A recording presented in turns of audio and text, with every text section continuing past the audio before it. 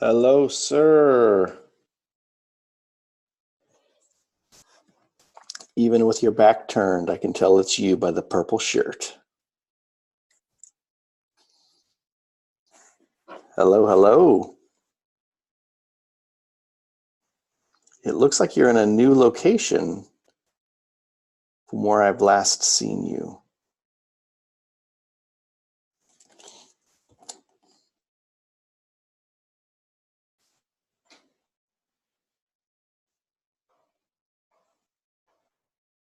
I can't hear you yet. Whoa. I'm loud to you, I take it.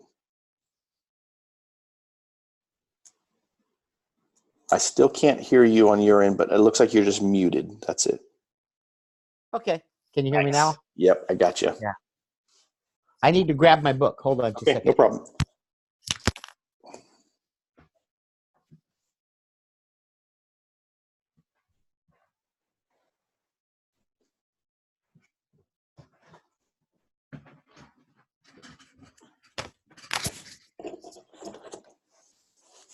Okay, I'm back. Welcome back. Yep. Well, I'm excited to have this conversation with you today. I checked. We won't have JR with us, and Pastor Paul won't be here, but Emily said she will be here. So Okay. I'm excited just in light of recent conversations about faith community and all that. Sure. To have this one. Yeah, I got a lot of things, not so much the 3DM stuff, though I finished the book and I'm caught up with all of my reading on that way. Good. And good stuff. And it's stuff that I've heard you talk about. It's beginning to, Michael, it's beginning to settle in. Good. Where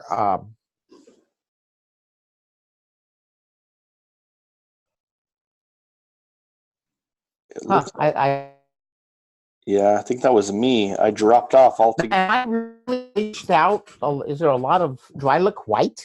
Oh, there you go. Now. Yep, it is that way. I am back. I think I'm uploading a video right now, and so I think that's causing some problems. So let me. Okay, I'm gonna shut some lights off in here. Hold on. Yep. Okay, go ahead.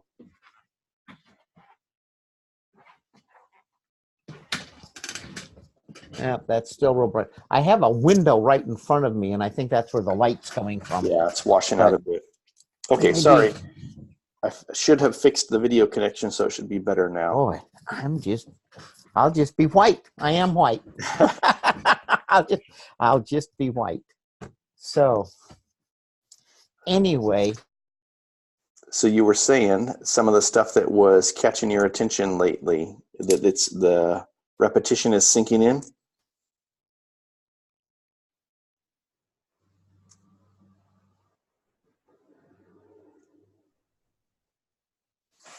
Becoming more familiar. In fact, the reason I said I was preaching on the kingdom of God, and the real reason I'm doing that is for Mark 1:15, and I want to teach the circle. Good. But I didn't want to teach the circle out of context. Yep. I wanted to show what happens when the king is there, and I'm really having fun talking about the kingdom of God. I love it. That's and so good. Just the fact that what it is and when it is and stuff like that. Yep. But my goal is to begin to have people think in terms of life circumstances, the Kairos moments, and encounter God in that and what's going on. I think that is life-changing. Okay, I lost you. Yep, I agree wholeheartedly. And so I'm wanting to do that, but I really felt like it needed to be done in the context of the kingdom of God thinking. Yep. So that's preaching. But even this sounds bad, but even more important than that is in the last 4 or 5 days, I have just been spending hours working on Logos, Proclaim, and the Faith Life Equip stuff. Love it. And my head is just exploding. There's so much stuff. Good. But what, from a practical standpoint, and I don't know if you remember my, I'm going to call it the Kairos discussion. You didn't call it Kairos, but what are we going to do what's God saying and what are we going to do Yep. for me? And I kept saying, I need to be learning technology. Yeah. That was one of the moves. And oh my gosh. In fact, I was just at the church today, and I have been able to use Proclaim. I've been able to produce slides in Logos for Good. sermons, immediately export them, load them into either PowerPoint or Proclaim. Yep. And then I went to the church today, and I was able to control the Proclaim presentations on the screen with my iPad. I mean, with my phone, my iPhone. And it worked very, very well. Now, every one of the things comes with difficulties. For example, I didn't have the right passwords, and it just is fraught with time-consuming details. Yep. And then today, so anyway, but I have learned. I learned is too strong. I have experienced the benefit of those things, and I haven't done much with the faith life and our website and that as much as I want to, but I know in order to benefit from those things, I need Proclaim working. Yeah. Because Proclaim is the platform that pushes all of that. Yeah. Yep. And so and for me, Logos gives me the sermon information that gives me the content for Proclaim. Yep. And Absolutely. So I'm learning. But one of the things I did today is I'm going to be gone for 2 weeks camping. I just, Jeanette and I have not, we were gone for about 5 days, 4 days, a week or so ago. And it just wasn't enough. And this is probably the first real vacation since Jeanette had cancer. Wow. 2011. And we just and so on.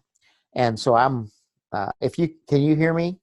I'll wait for a minute. No, I can still hear you. Okay. I just turned off my video feed because I was having a little bit of connectivity issue.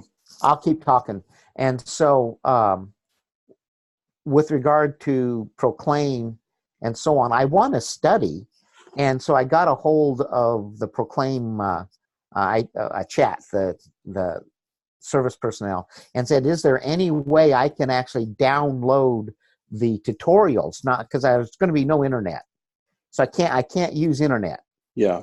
But I want to actually possess the tutorial so that I can do the tutorials while I'm up there and play with it and practice and so on. Good. And they said that I would be able to, they were going to send me a link that would allow me to download it, but I haven't gotten it yet.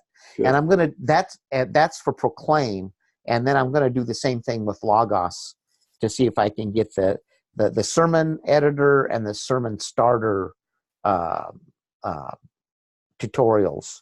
That's awesome. I love it. Those things are really going to help me.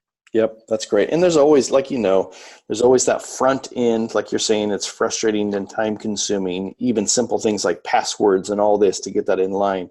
But on the other side, there is this, there will be more streamlined work for the future. When you're working on your sermon prep, you're doing your work for your screens and you're producing content that's going to go out on Faith Life. I love it when that happens and you get all of those working together that way.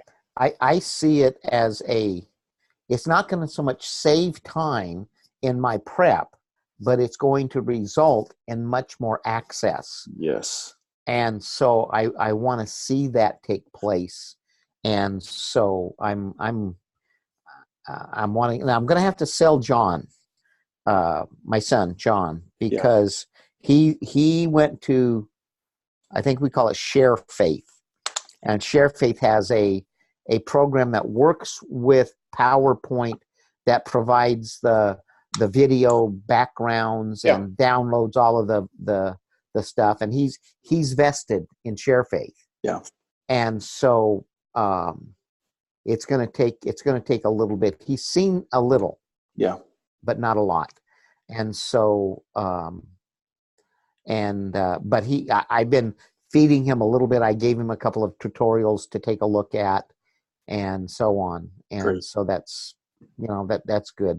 But Share Faith doesn't come close to, for example, being able to project to various televisions. Yeah. Like if we had monitors throughout the church, we don't do that, but we could easily have some monitors playing where people, like at a table and stuff like that. And but the connectivity with regard to the Bible, I just love the fact that I'm going to be able to import a command on my slides that tells people, it will actually pull the passage up on their phone. That's crazy. I haven't even seen that yet. That's awesome. Well, yeah, I can. What I do is I'll say we're looking at John 1:1, and I say that, and there's a little icon on the bottom of the slide, and people will be able to see that little icon. Yeah. And when that icon is on, it's like, I forgot what it looks like right now. It's kind of like it doesn't matter.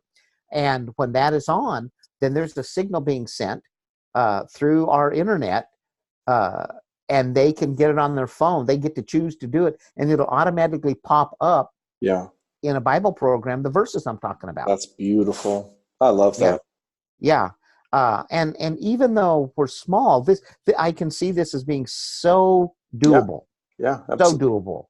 And so anyway, but I'm liking it.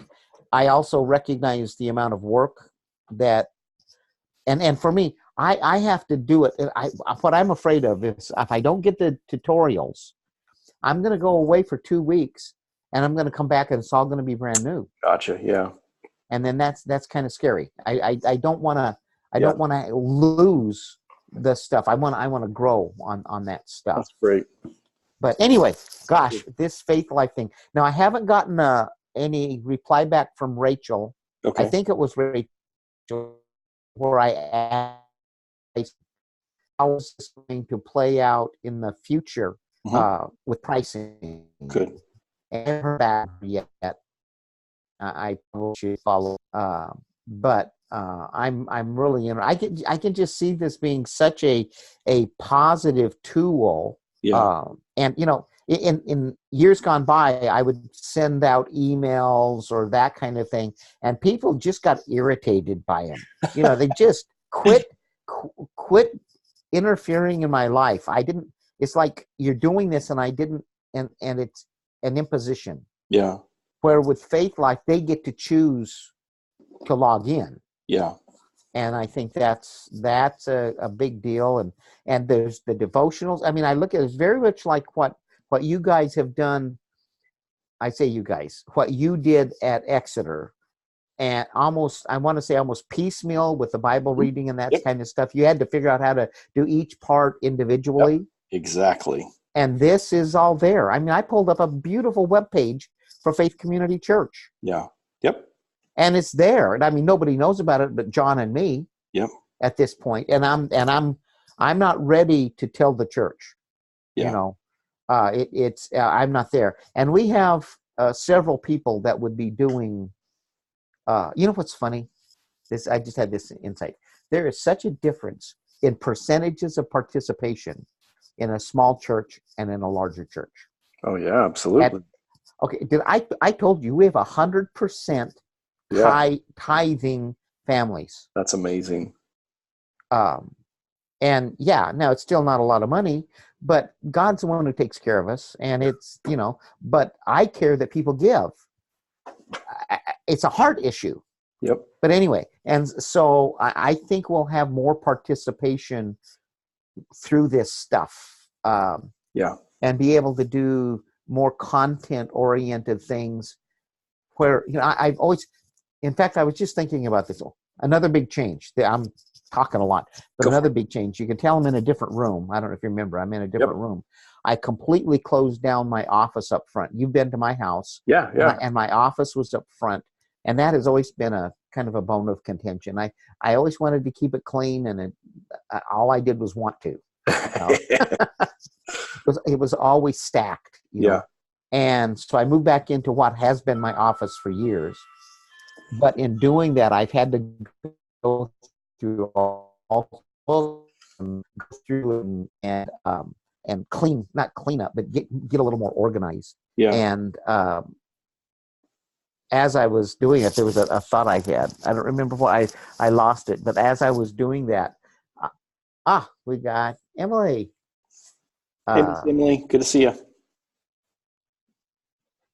So anyway, but I was able to. I know what it was. I was looking through a lot of the materials that I have developed and presented at Faith Community. Yeah. Over 30 years, there's been a It's a lot lot. of stuff, and what I can tell you is all of my mentality about discipleship is about information. Mm.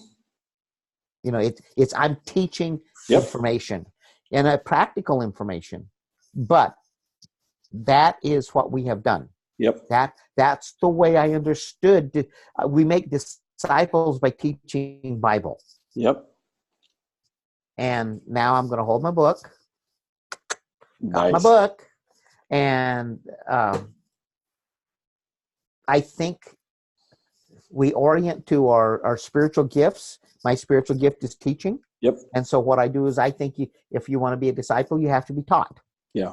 Whereas that's not necessarily a disciple. That's awesome. There is some content, but it's a lot less content than what I had previously decided. So anyway, going through my books and stuff, that's what struck me as hundreds of hours of teaching. Yeah. Probably thousands of hours of teaching. Yep. So I'll stop.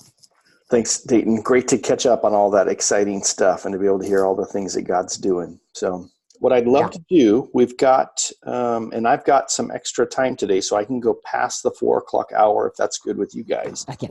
I have to be in Tellurian tuning, so okay. I'm back to tuning. So I will close out at 4. Great. Okay. So what I'd love to do is do a brief review of chapter 16, 17, 18, and we'll keep it relatively short. And then I'd like to teach the semicircle and John 15, and then have us dialogue around that. And I think we'll forego the questions or even the idea that we would get to those and just kind of work through that content. So here's my brief summary of chapter 16, 17, and 18. Bob lays out in his title chapter called Rediscovering Family, the biblical concept of oikos, O-I-K-O-S.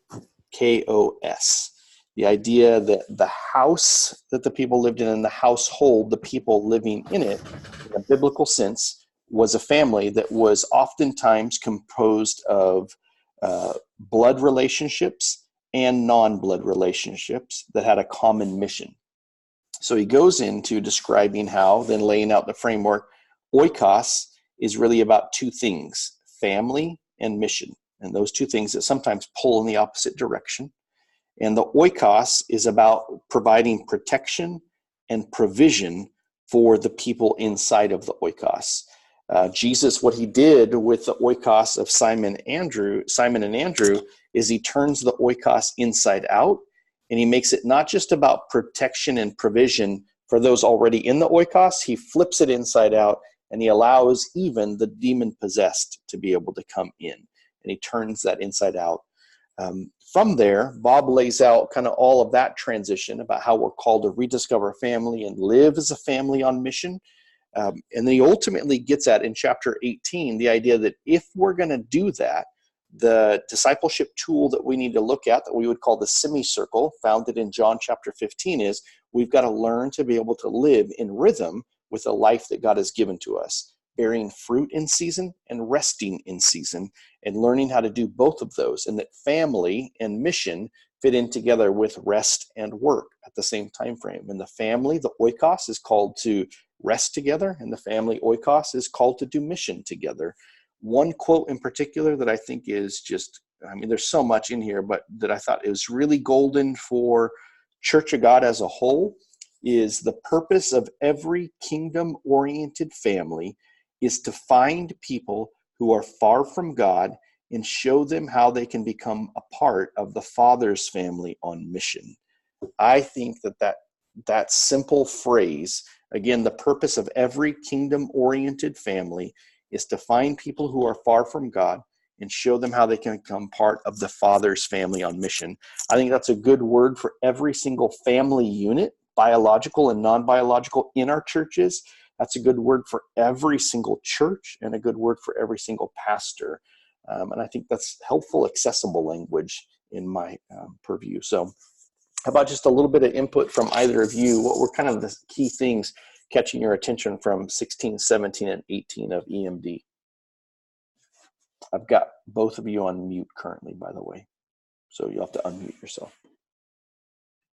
I was just looking, I mean, I love this, the image for this on rhythms.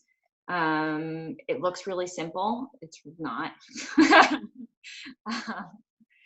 But I just love it, start going throughout this book, just how he is able to make it so simple and clear, and it just affirms, like, yes, this is simple and clear, and and just pressing into that, and how to, because the big picture is a lot harder, I think. And so remembering, it's in the details of these things, of these practical rhythms in our families, making that choice of family on mission, and how to do that. And the church as a whole, trying to recognize the church as a whole as an Oikos, how to not do, like, not something that is a church ran anything, or a church orchestrated anything, but just by the church being that family, that Oikos, how that can work. So I don't know.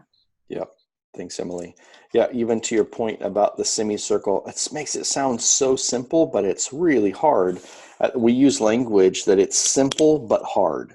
So it does make it understandable and accessible, and that makes it sound attainable, but it's still really hard to live out. Versus usually we want simple and easy. And most of the things in the kingdom are not like that. The world oftentimes sells things that are simple and easy. I mean, fast food and so much of our lives are trying to be made simple and easy. But oftentimes it's simple to understand, but hard to still do. And I think that hard part is still about us in the discipleship process. That's part of carrying the cross, is that in the dying to self, or in the working this out in real life, real growth happens through the course of that hard part of it. If it was simple and easy, I don't know that we would grow. Dayton, you want to jump in? Yeah, I've been thinking a lot about the church as family, and faith community has a very family atmosphere.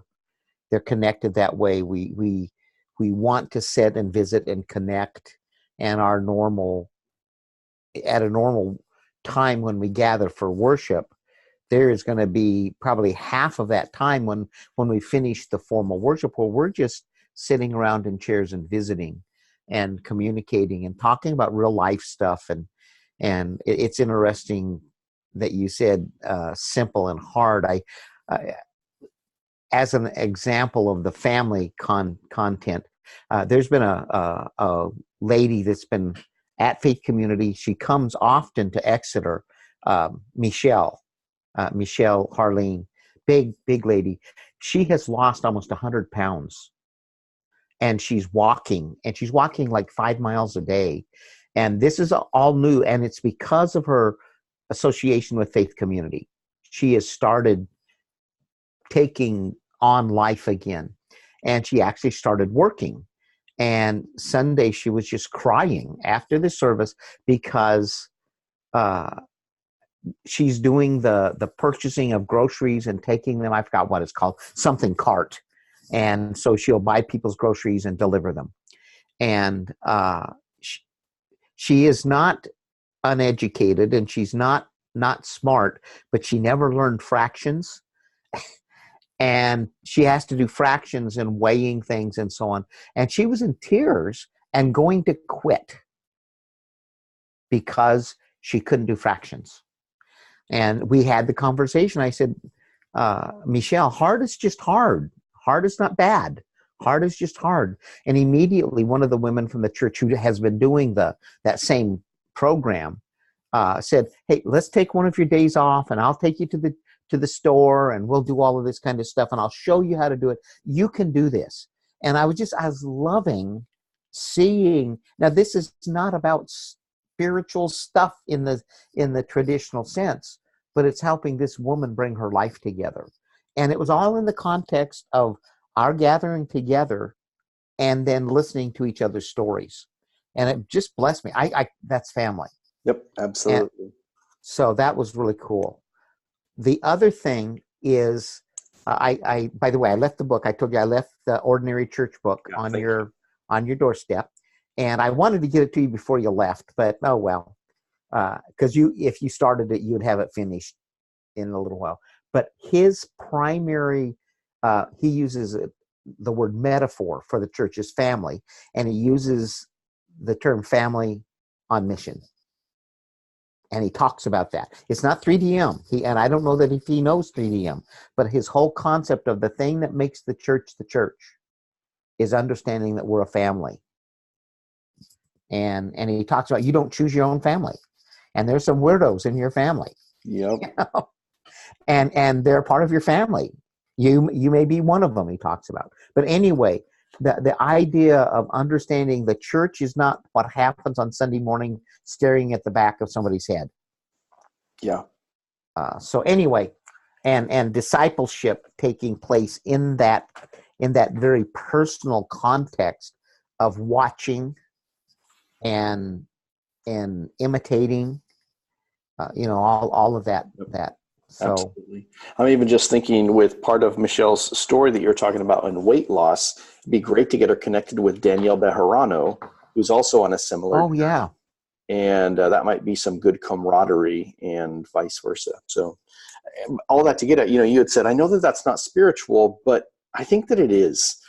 And I know that you mean that as well. It's not spiritual in the sense of, church life and all that kind of stuff. It's the regular parts of our life, but we only have one life, and it's both of those all the time. And yeah, and I love seeing that kind of thing happen as well. Emily, go for it. Yeah, I was just going to say, I think just that word of disciple, I just got it from Pastor Dayton when you were sharing right before. Hold on, Annie. 1 sec, baby. So fun. But just that idea of like, this is the real cost for discipleship, is that stuff. Because we think like, oh, it's like this easy thing, but like for her to do that, that's an investment in somebody that is not just going to be a one-time deal. Like she is going to invest, like they're going to go spend time together and whatever it takes. Right. And it's like that, I think too, as like a key in this discipleship. Like it's not easy. It's a long cost to see the fruit of it. Yep. I hear you. Emily was moving my thinking to one of the questions, the thought questions that you gave us. Mm-hmm. And am I afraid of opening my home and my life? And I can't read the rest of it. That my computer, I only see half my screen. But opening my home and my life to make me a family on mission and a family of faith. Yeah. And man, you know what? I get home when I'm done doing whatever I'm doing, and I'm tired, Mm-hmm. and I like to turn my television on and zone for a while, and thinking about having people or work. Yeah. And I look at that, and that the word afraid isn't. I'm not afraid to do it. I've done it for a long time. Yeah. The question is, am I willing to do that? Yeah. And man, I just go, on Sunday morning, I mean, lots of times on Sunday morning, when we're due to not to chat, on Sunday morning and have breakfast at my house, and I have this huge wraparound porch, and the kids go on one side and play, and we have church. And I love that. And it's my home is there. But on a weekly basis or that kind of a thing, I'm going, man. Yeah. Yep. Man. Yep. There's certain skills and certain rhythms that cost that like we've had to embrace to be able to do that kind of thing. So we had our home group in our home every single Sunday for, and we would do it in seasons. We would take breaks, and it was always refreshing to take the break. But yeah, there's certain costs to it as well. And then there's wisdom that needs to be applied. There are times where we said no to certain people being in the home group with us for safety's sake or things like that. So Yep, I think those are all practical factors to work out in all of that. And I find that, in fact, here, this isn't part of like the teaching for the semicircle, but let me see. Can you guys see that screen even though Yes. my video's off? Okay, good. So this is the language that we're talking about, family and mission. And you guys have seen it in the book, but I think it's helpful to be able to see it play out here. So I'm going to do this. Family or mission. I'll do them all cap. Family and mission, and family on mission, and then even family as mission. I don't know that that one's included in the book. So this is oftentimes the situation that ministry leaders are put in. I must choose between family and mission. And there were certain generations of missionaries and pastors and leaders who chose family or mission over family. And, you know, I even remember hearing YWAMers talk about, and other people talk about, don't sacrifice your family on the altar of ministry or mission. I think then what we try to do is do family and mission together. And that oftentimes gets time consuming. I think to your point, Pastor Dayton, like we put up protective walls because we're trying to do both and keep them somewhat separated and have their boundaries. And I think boundaries are good and need to be in place. But the language we're using is family on mission. That doesn't mean that we're completely overrun by the mission, because then that's not good for the family. That just puts you right back over here where you're trying to choose between the two of them. But to live as a family on mission means we need to have healthy rhythms and healthy boundaries in order to allow those and empower those to happen. And then there is a time and place where maybe we're out of rhythm or out of, you know, something's gone wrong. I know when Hannah had her seizure, family as mission was the order of the day because that's what needed to happen. And it was interesting. We were just hitting some beautiful strides of family on mission with our home group when she had the seizure. And it felt like the enemy was derailing us and trying to distract us. But we had to move into a family as mission just because of the health concerns that were there. And so I think that sometimes we might vacillate between these two. You know, like we know we want to be here, or ideally we want to be here. That sounds simple, but it's hard, like we were talking about. But this might be the default that we return to. Or we know this is easy, but we keep going back here. Or, like I said, sometimes I think the enemy may take a missionary family and keep doing this back to it. I think that's been part of what we went through, and the fatigue that we felt through the 14 years of ministry is that this kept having to be the thing that we had to return to, and we couldn't keep taking the ground that we needed to. And I think it's because we were doing things that were brand new, and we were forerunners in all of it. So let me pause right there, just because I think our conversations were naturally going in this direction. Anybody got any thoughts, ideas, questions? Well, the whole concept of family on mission, I think is crucial, and it's not easily answered because husband and wife have to be in the same place. And I was talking with my daughter-in-law Jeanette. You've met her, and she is a bundle of ministry energy. I just love her and her energy, but there isn't a rhythm. It's like 120%, and then there's nothing. Yep. And she was just talking recently about John, and how John, and I didn't realize this, he was really hurt when he was working as our youth leader by by the families in the church that just did not, well, you know, the kind of criticisms that come. And he was sacrificing so much. And Jeanette, his wife, said that he was really wounded, and he's very guarded now about doing ministry things because he was wounded by people he dearly loved and sacrificed for. Yeah. Yep. And that concept of, go ahead.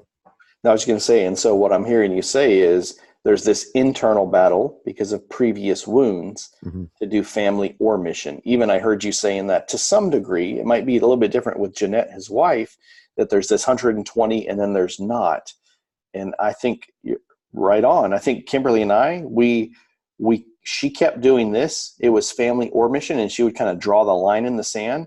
And I kept trying to do this, and she experienced it as just piling more and more on top of things. And so we vacillated back and forth until we finally did get on the same page. And there was some Mm-hmm. emotional healing, some relational healing. We needed to go through some counseling together that allowed us to be able to get to this point. And that's what we were doing, is we did family as mission in order to be able to get here. And still, it's not easy to stay there. Mm-hmm. It's hard to continue to stay there, but we now are both on the same page. This is where we will stay, and we will course correct back to this when need be.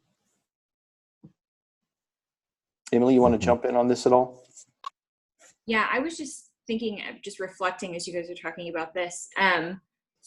For our personal journey right now, I feel like Will and I have, we're on the same page as far as recognizing how we do family on mission. And I feel like we're on a very clear call with his new job change and just what God has us on. But at the same time, there's this with the people of peace thing, and recognizing who is in our family, like for family on mission, like who is in that.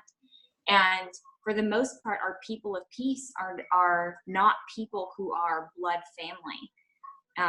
And this hard road right now too, as we are like developing like relationships with these people who are not our blood family, and in turn the people who like our siblings are not recognizing they're not people of peace, and the cost in that too, and recognizing, okay, this is our mission, and these are the people God has very clearly placed in front of us to do life with.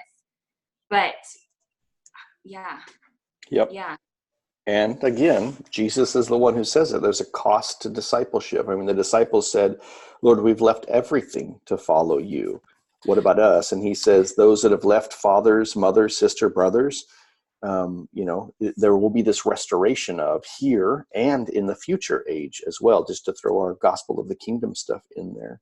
And we've had to wrestle with this too, where we've had to let go of some biological relationships for a season or for good.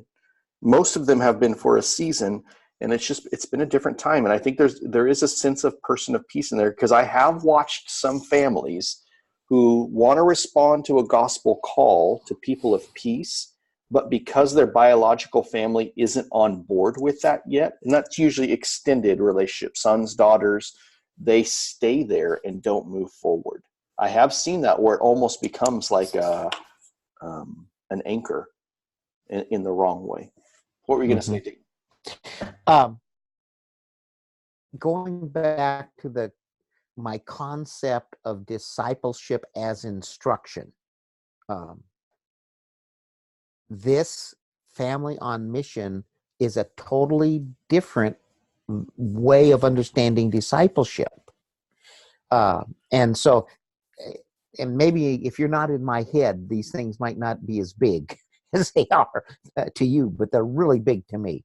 To be able or to understand that we're not talking about me teaching something. We're talking about people being together. And that people being together in my home family, the family on mission isn't me gathering people into my house for me to teach them information. Yep. But that's the way I have thought my entire pastoral ministry. Yep. I need to teach. Yep. So that's just. Yep. And I think it's an important orientation. Go ahead. Yeah. So I think we do need to teach, but the family on mission provides the context for the imitation to happen.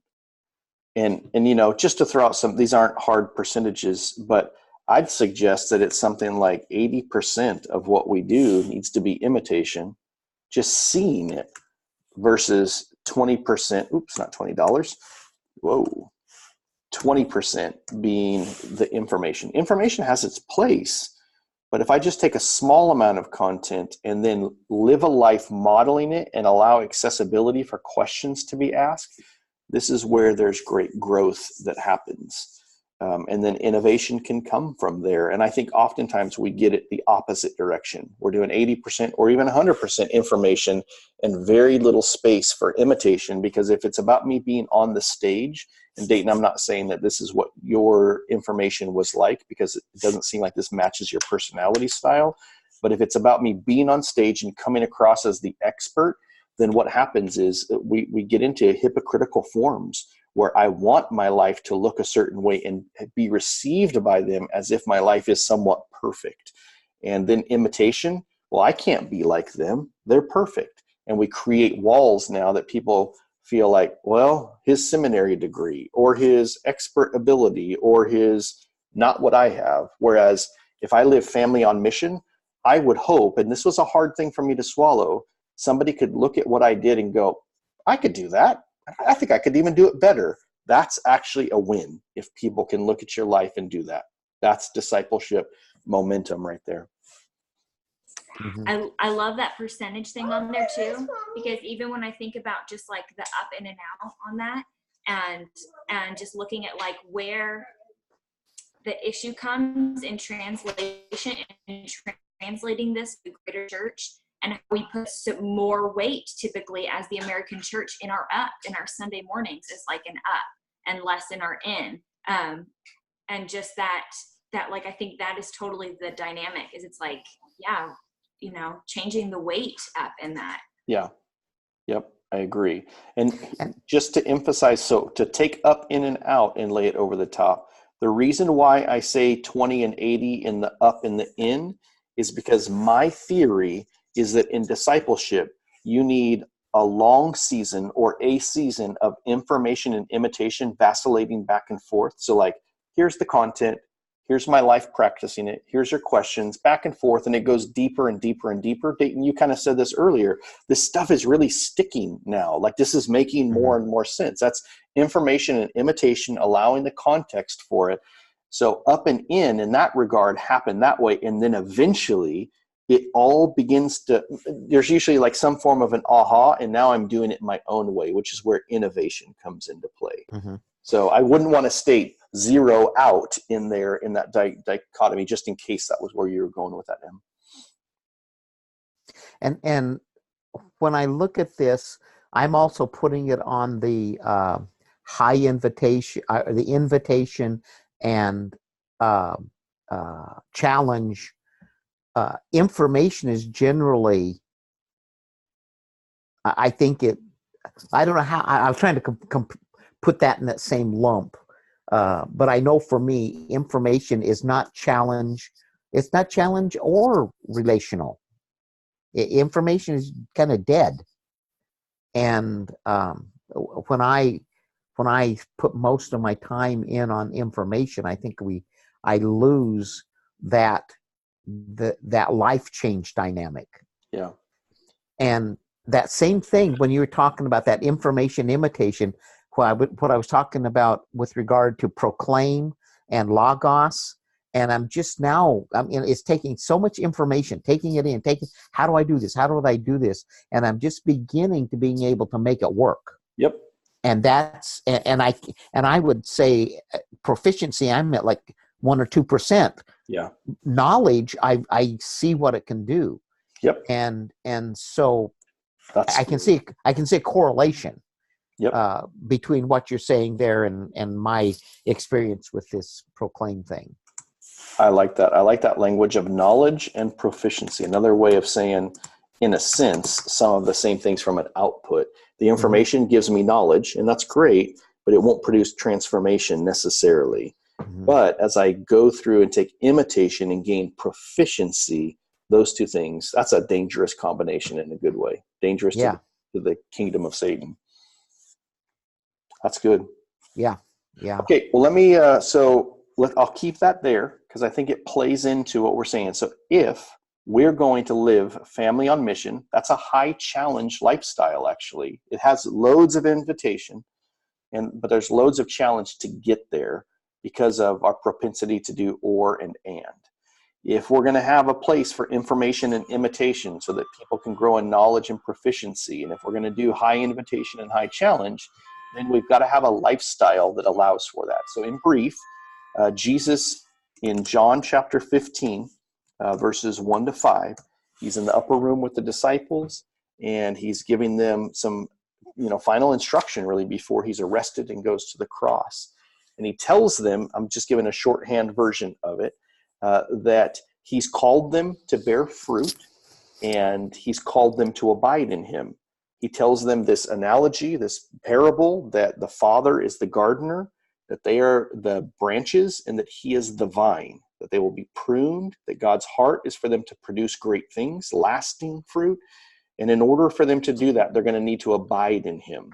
He also tells them that they cannot bear fruit on their own. If they're detached from the vine, they will not be able to produce fruit in there. So that John 15, paraphrased version, Michael version, says that ultimately God he's calling them to abide, or to rest is the way that other translations, and remain in him.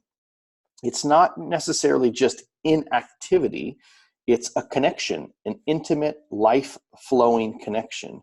And again, if you use the image of the vine and the branches, it's not that the branch is just sitting there doing nothing. It's just got a conduit for life to be able to flow through it. The vine's sap can flow through the branch because it's abiding, remaining, connected to the branch. But that kind of in the opposite sense, that the Father has called them to produce fruit. That's his goal. He wants them to produce fruit. And that these two things are really held together, that he wants our life to be one of abiding in rest and fruit bearing, and that they work together. He then uses, kind of this somewhat sense of this rhythm. He calls I want you to go and I want you to bear fruit. But in order to do that, you've got to remain in me, rest in me, abide in me. And as you remain in me and rest in me, abide in me, I want to send you to bear fruit that lasts and remains. And so we kind of see this pendulum swing back and forth. And it's not that we detach. I think because it's connected right back here, that's our connection point. We don't connect with the Father and then leave him to go bear fruit. It's just these two different movements to our life. We're called in seasons to go bear fruit. And then there's this point where we're called to be pruned back and to rest in him. From that rest and abiding, we grow, and we grow to produce more fruit. We celebrate the fruit that's there, and then we are allowed to be pruned back to be able to come back and to remain here. So we do all that and use this semicircle to be able to depict that movement that's back and forth. When we move from abiding toward the direction of the fruit, it doesn't really directly state it in that text, but this is just an intended assumed growth that takes place from there. You guys know what that's like when you have a season where you've been really connecting with the Lord and you're moving forward. Dating your technology, Kairos, is a good one. It's uncomfortable, it's not fun, but you know that it's doing some things. Usually it's underground, it's not yet visible, it's more root work than it is real fruit work. But eventually there's this fruit that comes from it that's produced there. At the same time frame, as we get into this fruitful season, God, it's the big stuff that maybe we're excited about, we've been waiting for, but then as the fruit comes, he doesn't want us to rejoice in the fruit like it's the big deal.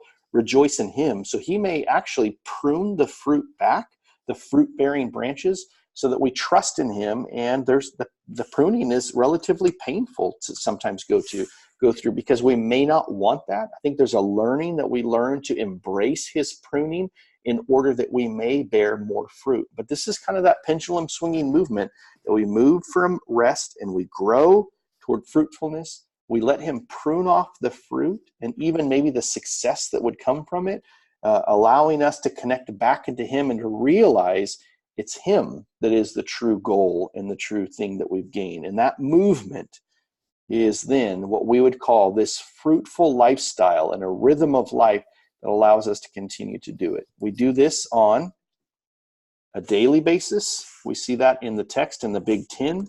We're commanded to have a weekly basis. We're commanded to have a weekly Sabbath. We can see in the Garden of Eden that there's this sense that there was this expectation in the cool of the day that they connected with God. while they were there. And then really there's this kind of monthly and seasonal perspective of what abiding and fruitfulness actually looks like as well. And there are certain skill sets in each one of those time frames that are very different. I think Kimberly and I, in a large part, honed the rhythms of daily abiding and rest, and I'm thankful for that. It was hard to develop the weekly rhythms, and I'm thankful that we did that. But the monthly, seasonal, I don't know that we've ever really been able to get that nailed. I think we're still learning those at this point. So there's the semicircle kind of, not just a short version of it, but a little bit more extended one. Give me some thoughts and feedback. Dayton, I think this is the first time you've seen that taught. No, well, I don't know. No, I've seen you do. I remember the arrow swinging back and forth. So I've seen you do it. Okay. But it's a good review. One of the thoughts when you were talking about daily rhythms, I had a Kairos moment, and you were a part of that a long time ago when I was talking about. I realized that the Jewish day began with rest. That's right. Yeah. And that has really been significant to me, to say I'm starting my day in the evening. I'm not starting my day in the morning. Yep. And when I remember that, it really helps me rest first and connect with God first and do all of that first. And it's easy to get out of that rhythm. And when you talk about rhythms, and one of the things that's happened, that my last official day at Exeter was the 14th of July. So that's not been very long. I was continuing to meet with Pastor Brandon and interact with him on the phone regularly. My last Sunday was the 7th, but I continued to interact until the 14th. And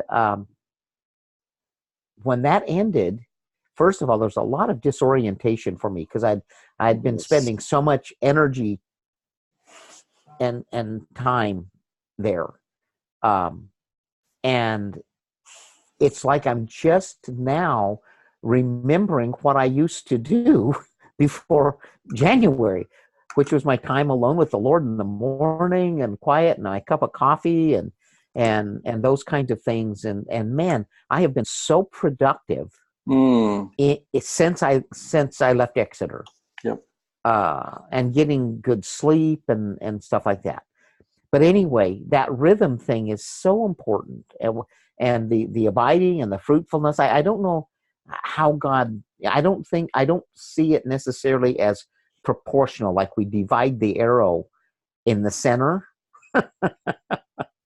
of the line between abiding, rest, and fruitfulness. And I don't know that it's that proportional. I think there's a lot more needing to abide and rest.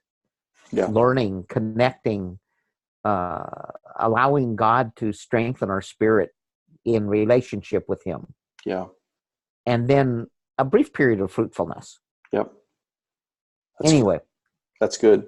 I think, with you putting it like that too, I'm thinking that there's like this moment by moment abiding and fruitfulness as well. Yes. Yes. Not just daily as well. Yes. And I think that has a lot to do with, I noticed that, I've got being up there on the left-hand side and doing on the right-hand side that I added in there. And I think if you take the covenant and kingdom triangles, abiding and being is a lot about the covenant relationship and the covenant triangle, and the doing and fruitfulness is about the kingdom one. So the left-hand side is about identity and the right-hand side is about authority and power. And so I think those two go hand in hand as well. Mm-hmm. Emily, what do you want to say in here? Yeah, I was just thinking about I think the challenge for me in this is recognizing what season I am in, and just discerning what the Father is doing. Because I think for me, my desire is to want to see fruit and just do whatever it takes to see fruit and sacrifice whatever it takes to see fruit, and so just. And it's good. It's been a good rhythm and understanding of how to do this pendulum of it. But remembering, Father, what is the season you have me in right now?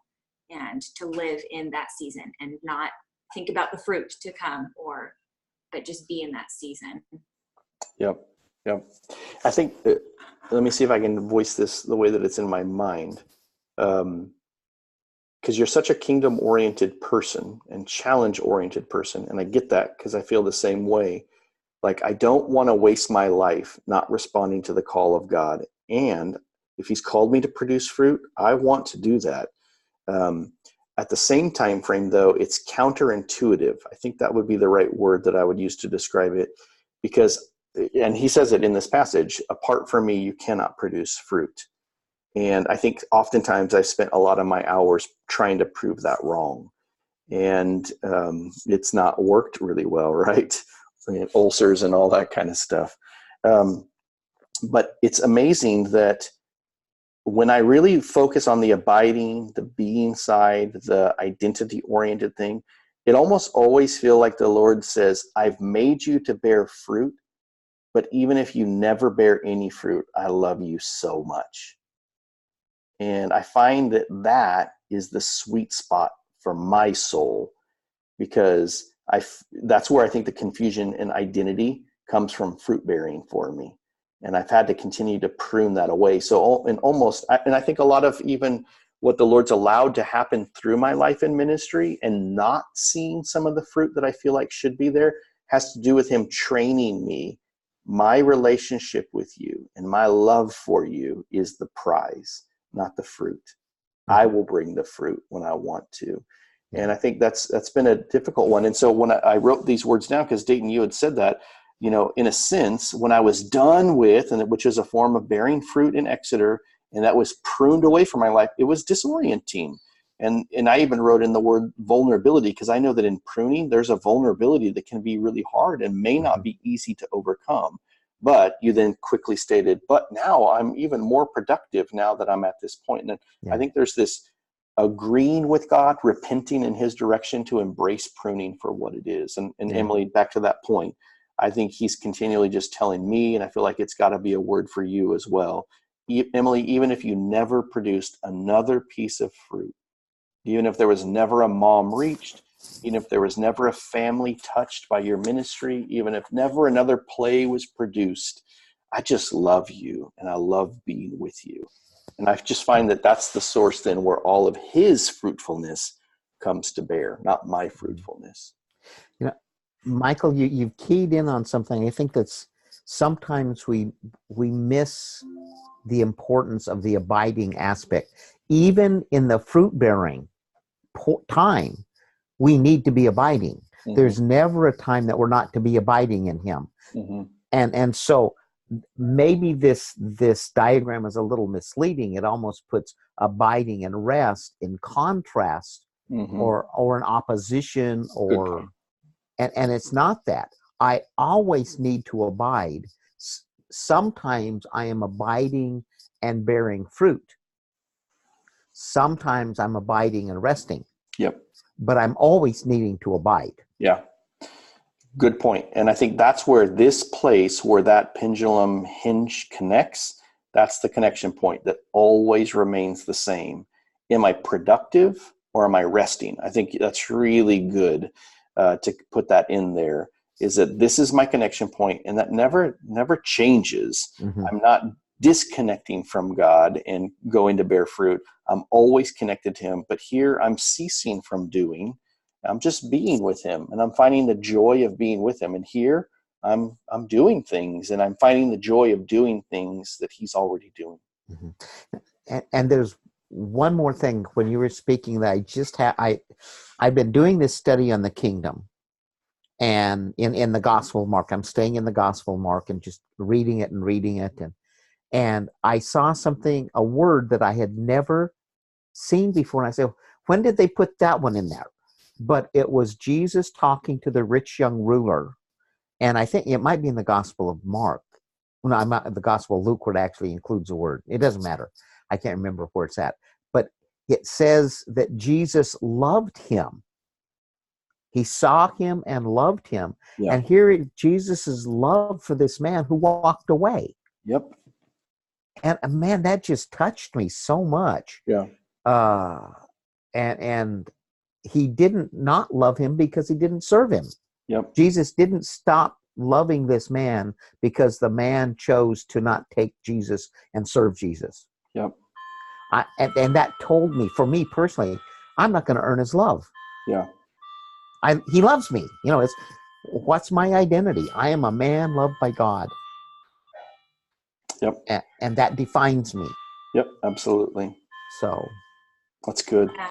It makes me think of too that when we talked many chapters ago too about just like those declarative statements too, and I think just like the tool, the amazing tool those are, and like when you said, Pastor Dayton,